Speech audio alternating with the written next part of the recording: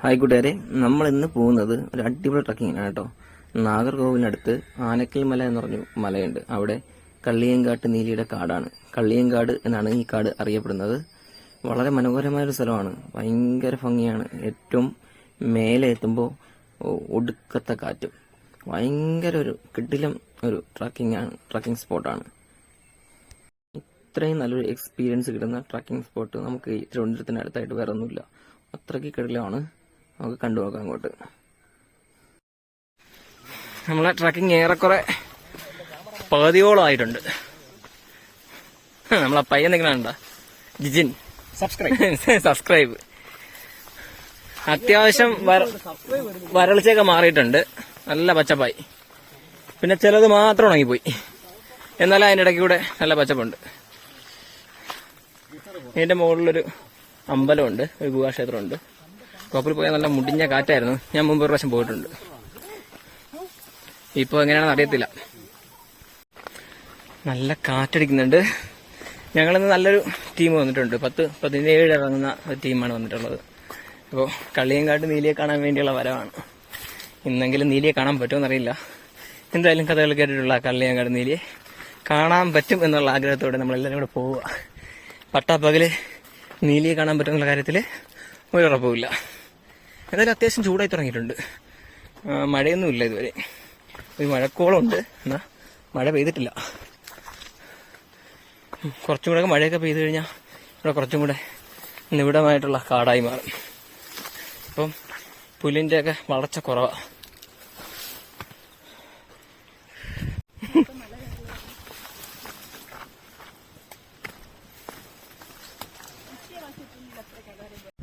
ഞങ്ങളുടെ ട്രക്കിംഗ് ഏറെക്കുറെ പകുതിയോളം ആയിട്ടുണ്ട്. അതിന്റെ താഴെ നിന്ന് കുറച്ച് കയറി വരുന്നുണ്ട് കേട്ടോ. അത്യാവശ്യം നല്ലൊരു വ്യൂവിലോട്ട് നമ്മൾ എത്തി തുടങ്ങി. ആ സൈഡിലൊക്കെ നല്ല കോടയുണ്ട്. ഞങ്ങൾക്ക് ഇങ്ങോട്ട് കോട കിട്ടിയിട്ടില്ല. ഇങ്ങോട്ട് കോട വരുന്ന വിശ്വാസത്തോടെയാണ് ഈ ട്രക്കിംഗ് നടത്തുന്നത്. പിന്നെ നീലിയെ കാണണം, കള്ളിയങ്കാട്ട് നീലി. അകി ആന്നോ? ഞങ്ങൾ ബാക്കിലൊരു മല കാണുന്നുണ്ടോ? അവിടെ നിന്നൊരു വെള്ളച്ചാട്ടം ഉണ്ട് കേട്ടോ. നല്ല മഴയത്താണേല് ഒരു കിടിലം വെള്ളച്ചാട്ടമുണ്ട്. നമുക്ക് അതിന്റെ മേലെ കയറണം. അതിന്റെ മേലെ കയറിയ വേറൊരു ലോകം. ഇങ്ങോട്ട് ഇതുവഴിയൊക്കെ ഇഷ്ടംപോലെ, നല്ല മഴയത്ത് ഇഷ്ടംപോലെ ജലം ഇങ്ങനെ ഒഴുകി വരുന്നൊരു ഓടയാണ് ഈ കാണുന്നത്. സംഗതി നല്ല അടിപൊളി കാറ്റടിക്കുന്നുണ്ട്. സെറ്റ് കാറ്റാണ് കേട്ടോ.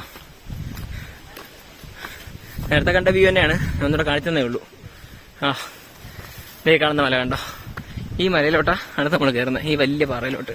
ഈ പാറ കയറണം, കയറി അതിന്റെ അപ്പുറ സൈഡ് ഇറങ്ങണം. അതിന്റെ ആ ഭാഗത്തായിട്ടൊരു ചെറിയൊരു ഗുഹയുണ്ട്. ഞാൻ പറഞ്ഞില്ലേ ഒരു ഗുഹയുണ്ടെന്ന്. നമ്മള് ആ പാറയുടെ അടിവാരത്തുള്ള ഗുഹയിലോട്ട് എത്തിയിട്ടുണ്ട്. ദേ കണ്ടോ?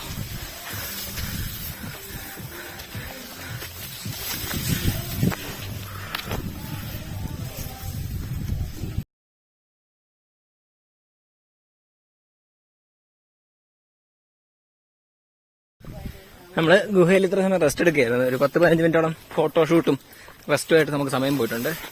അടുത്ത നമ്മൾ നേരെ കയറി പോകുന്നത് നമ്മുടെ ക്ഷേത്രത്തിലേക്കാണ്. ഇതൊരു ക്ഷേത്രത്തിലോട്ട് കയറണം. നല്ല ചെങ്കുത്തായിട്ടുള്ളൊരു കയറ്റമാണ്.